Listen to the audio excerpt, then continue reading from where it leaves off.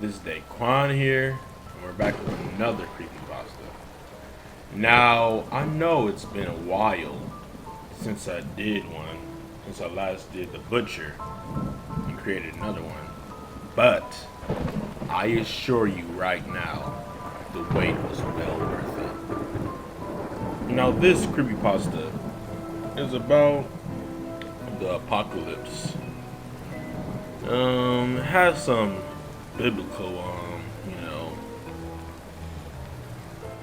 structure to it, or whatever the fuck you want to say about it, but yeah, it's about the apocalypse. And this man who's an atheist named Patrick, he down talks on Christians and whatnot.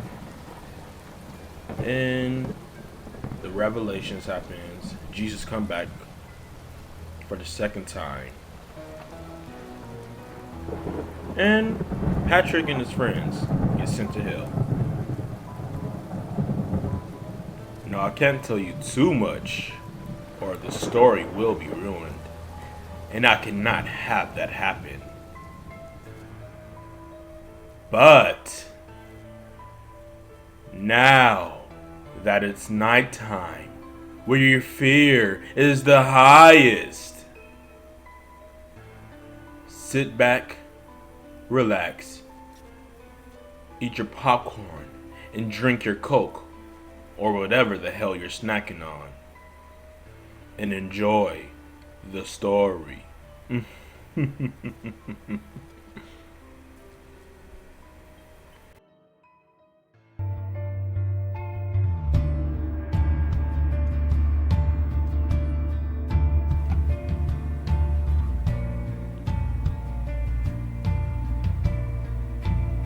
The lake then began to boil and evaporate. A large pit had formed. Beasts and demons had emerged out of the pit, one by one, then tens by tens. There was nothing we could do except run.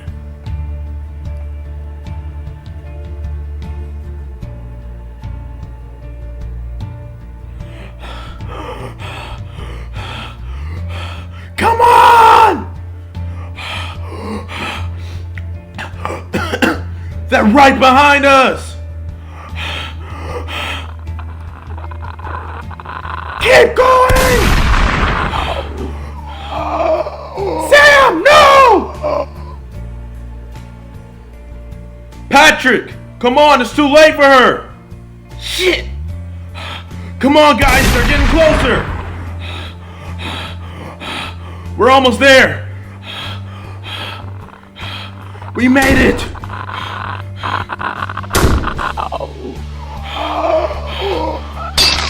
Guys! Patrick! Keep going! Save yourself! Fuck!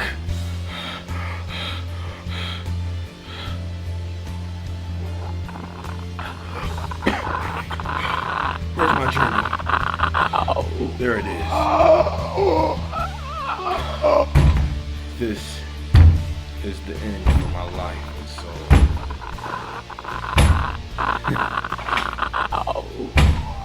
it was a good run. If there are any survivors out there, I want them to know what happened and how it all started. Even though I'm sure you're all aware of what went down, it would still be nice to have an historic event recorded. It all started in June of this year, 2016, the month when God abandoned us. The end is upon us, my friends! A man shouted in the air as people passed him by. He's at it again, Patrick. Haha, dude, you should be used to this by now. He does this every single day. We both walked up to the man. Here you go, dude. I tossed the $5 bill at his feet. What the hell? Do you think this is a joke, boy? I'm only spreading the truth about Jesus Christ's second coming. I don't want your money. God is going to end this world as we know it. Hey, idiot. Your God isn't real. If he was real, do you think he'd allow women and children to get raped? Do you think he'd allow world hunger? My son, he's only preparing his children for the ends of time, for their suffering will end quickly and won't be compared to the suffering of their evil doers when they go to the pits of hell. And his children live in harmony with him behind the gates of heaven. Shut up, you fucking idiot, I had shouted at the man. He surprisingly went silent. You can keep the money, man. Buy yourself a damn sandwich. Bill and I headed into Olive Garden, which was our workplace at the time. I was a line cook and he was a server. What's up with it, my mans? Matt had said to me as I walked in on the line. We began chatting like we do every time one of us walks in. When 5 struck, the dinner shift came in and business started to pick up. It was a Saturday, which means we got destroyed, and the kitchen was a mess. Good thing I was a DVD because I hated closing so much. Sunday was an off day, so I decided to go to Canton to see my girlfriend Sam. We went to the arcade and my favorite restaurant, which is Katana's. The only reason that place is my favorite is because of the never-ending hibachi. I mean, you can't beat that, right? We then headed to the movies 10, and Jess chose a random movie to watch that I really don't remember the name of. I got her home back around 11, kissed her goodbye, and headed back to my apartment. Bill was still up when I got back.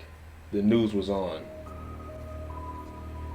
A man was talking about a drought that had just taken place in Asia. The water there was contaminated. No one could have a drink of water, feed their livestock, or water their crops. It was completely useless. That's pretty scary, man, Bill had said. Oh man, don't worry about it. It's just a coincidence. Those countries are all poor anyway. Cut this depressing shit off and let's watch some Yu Yu Hakusho, man. Right around the time Toguro was demolishing Yasuke in the Dark Martial Arts tournament, I drifted to sleep. Around 10 a.m. Monday morning, I headed to my Math 0965 class and then went to work. Of course, this night wasn't busy at all because it was a Monday. I got to leave at 8 and got home around 8:20. Bill was still at work, so I was home alone. I cut on the TV to catch up on One Piece. The news was the first channel that came on. They were talking about a parasite that started off in South America. Farms in Brazil had a parasite that spread all across the country, infecting nearby crops, which soon spread across nearly half of South America within just several days. I decided to brighten up my mood and just watch One Piece like I originally planned. Around 11:30, Bill walked in. Hey, what's up? I said to him. Nothing much, just tired as hell. Bill went straight to his room, falling asleep. Around 1 a.m., I went to bed as well. 8 hours later, I woke up feeling nice and refreshed. The best thing of today was that I was off and could finally catch up on some homework. Around 5 p.m., my stomach was growling. I was in the mood for some big juicy burgers from Steak and Shake, so it was decided. Around 6, I'd head out and grab me a bite to eat at Steak and Shake. Steak and Shake was right by Olive Garden, so I wasn't surprised when I saw the same man ranting on about repenting and saving your souls before Judgment Day comes. Hey, shut up, you idiot! I shouted out my window as I drove past him. Man, that guy is so annoying. After my burgers were devoured and my shake glass was empty, I headed home. Bill was already there, watching TV. And to my surprise, the news was on. The anchorman was talking about a drought that had recently took place in Florida. The water supply down there was contaminated with sulfuric acid and oil that seeped up from the crust of the earth.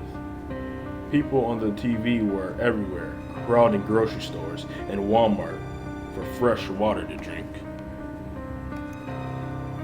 A group of policemen tried to break up a few fights but ended up getting beaten to death in the process. "Cut this shit off, man."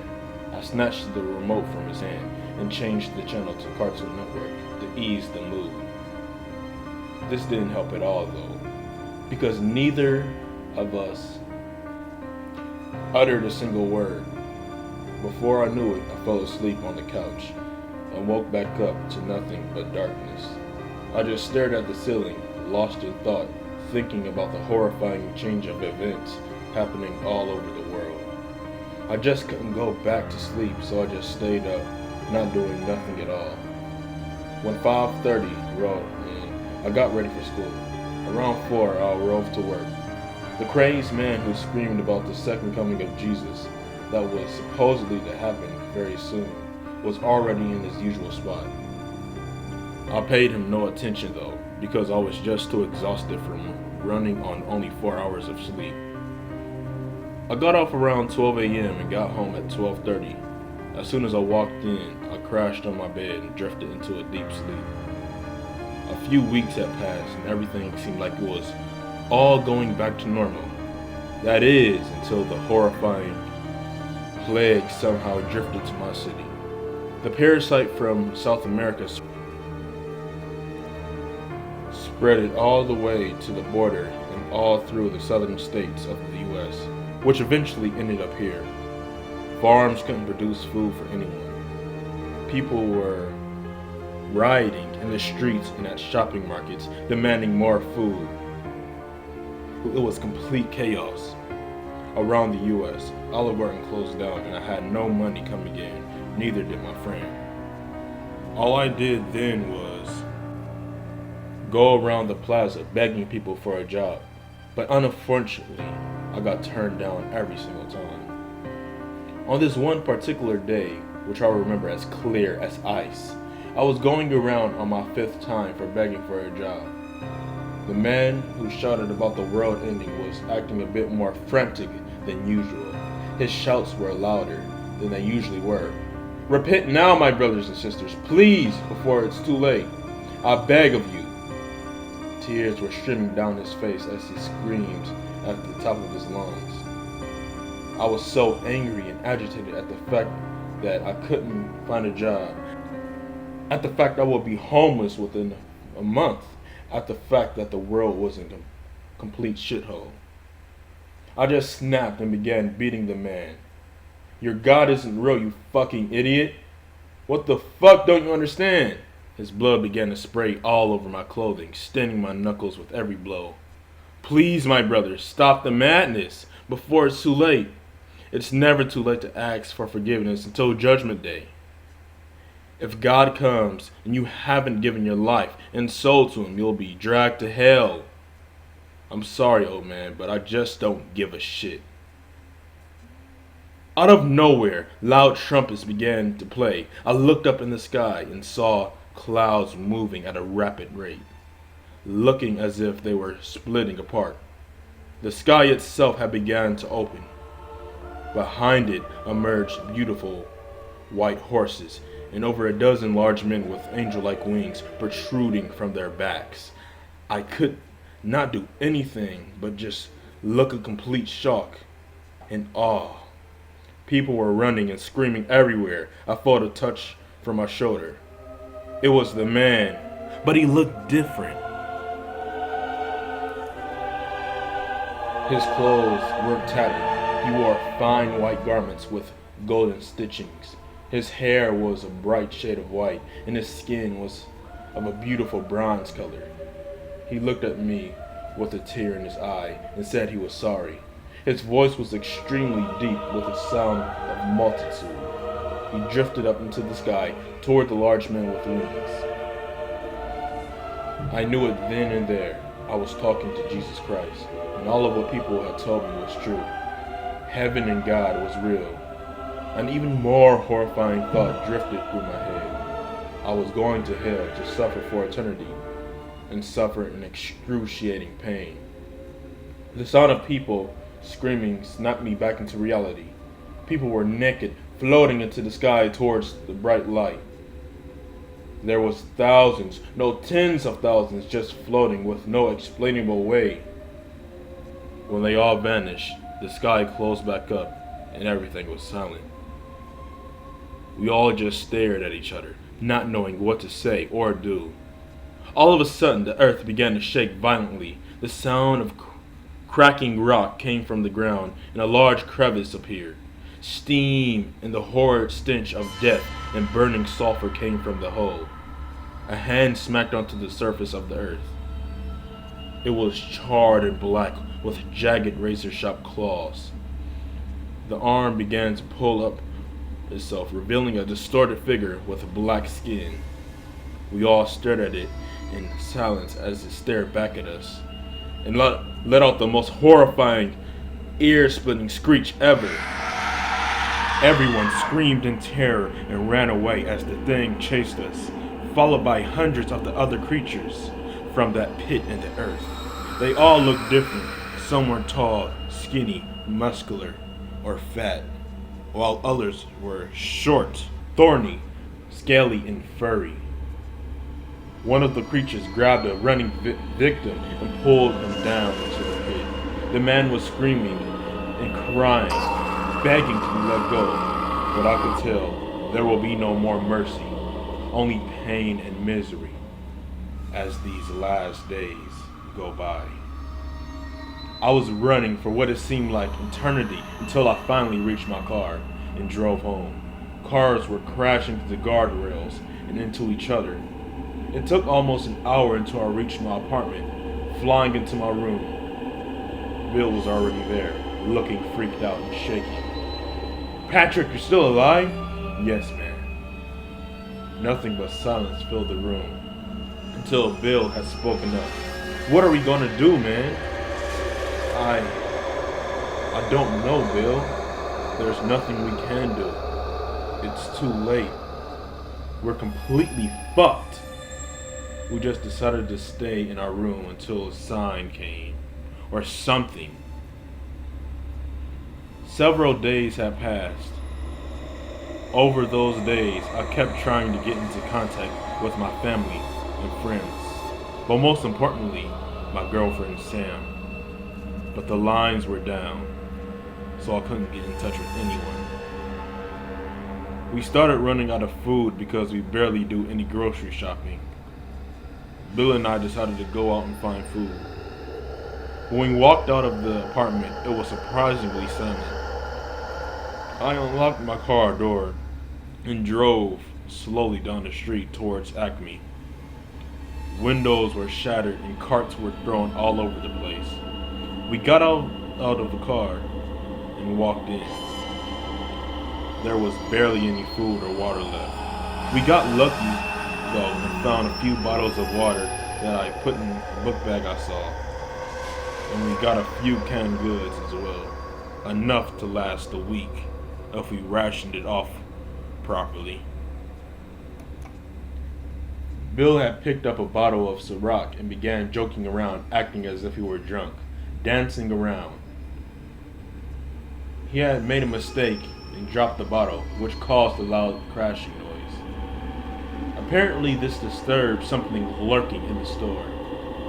The thing made a strange noise I never even heard before. Loud footsteps echoed from the corner of the store. It sounded as if they were heading towards us. Bill and I just looked behind us and booked it out of the store. When we looked back, we saw a tall, skinny figure. It had red, scaly skin, and his face was twisted and distorted. It ran out of an extremely fast pace and almost got to us until I got into my car and drove back home. We both ran up into our room and immediately locked the doors. As we were huffing and puffing, panting for air, something was banging on the door.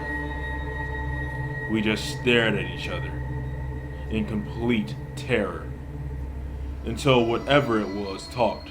Hello, is anyone in there? Please help. Listen, I'm hungry and thirsty. Please be kind enough to let me in. I walked over to the door and looked out of the peephole to find a young woman who looked to be in her early 20s. We opened the door and let her in. Thank you so much, she had said with tears streaming down her face. She hugged both of us and told us her name and where she was from. Surprisingly, she lived on the first floor of the apartment. How come we never seen you before? I had asked. I just keep to myself, she had said. We all conversated and played a few games. Stacy, which was her name, became our new friend. We all went to bed and woke up in the morning around 10. I told the two that I was going out and searching for Sam. Patrick, that's extremely reckless. I just need to, man. It's killing me every night, not knowing if she's dead or alive. I just got to do this. Bill just stared at me and asked if I would want him to come with me. I told him no, this is something I need to do alone. So it was settled. He gave me a handshake and said, make it back alive. I farewelled them and headed out. It took 15 minutes for me to reach her house because I sped the entire way.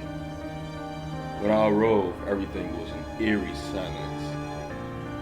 Sam? I had called out. As soon as I got in her house, my gun was locked and loaded, pointing straight in front of me. Patrick? I turned around and saw Sam. We both ran up to each other and hugged and kissed. Tears streamed down our faces as we exchanged warm greetings. As we talked and catched up, she told me her mother floated up in the sky with everyone else. She cried as she was explaining all what she went through. I told her my part of the story and told her to come with me to my apartment.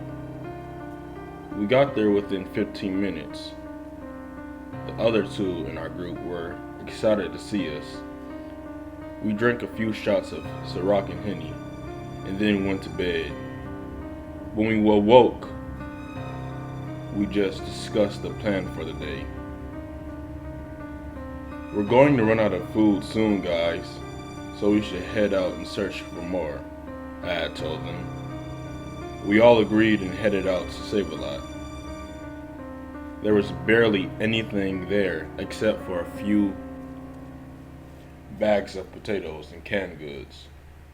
We all shouted with excitement when we saw a huge case of water.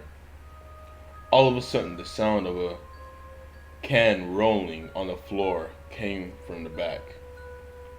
Bill and I held up our guns and walked in the direction to find the cashier shaking in fear with a bat in his hand. He then passed out. We picked him up and drove him to our apartment. He woke up around an hour or so later, panicking. Hey man, relax, you're okay for now. He calmed down and told us his name. His name was Jake. On the day the road ended, he locked himself in the store's office, salvaging food for the past week. He said he was glad to finally find some people to talk to and live with. He seemed like a cool guy. A bit weird, but still cool. We all talked about how we'd become millionaires if we just stole money from the bank. We got a laugh out of that one. I poured us some drinks and fixed some dinner. After another few hours of laughing and joking, everyone began falling asleep. Sam fell asleep in my arm, while I just stared up at the ceiling, smiling, thinking about how amazing my group now was. When everyone woke up, we all stared out of the window. What else is there to do besides just sitting around and playing board games? Stacy had asked. We can go fishing in the lake behind the apartment, Bill had replied. Are you guys crazy? Those things are outside and can kill us within a few minutes, I had shouted. Dude, relax, Patrick. We got a few guns and weapons. There is no way we'll die. Alright, man, let's do it.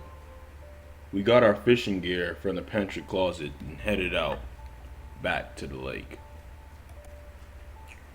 When we got to the lake, I baited up my line and casted it out.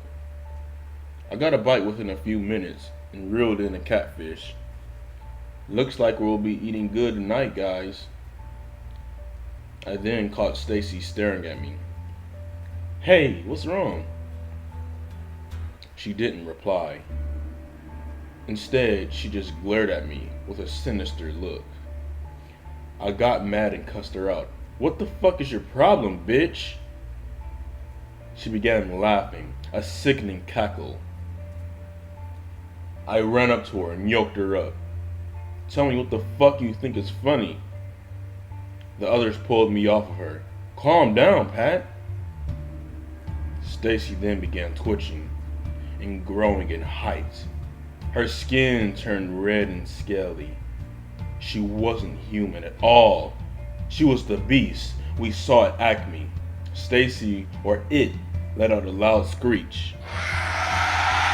The surrounding area was silent for a few seconds. The lake then began to boil and evaporate. A large pit formed. Beasts and demons had emerged out of the pit, one by one, then tens by tens. There was nothing we could do except run.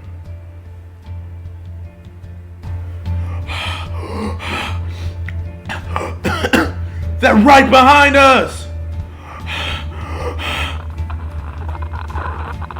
Keep going! Sam, no! Patrick, come on, it's too late for her! Shit! Come on, guys, they're getting closer! We're almost there! We made it!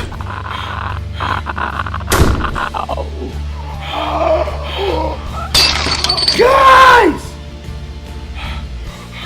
Patrick, keep going! Save yourself!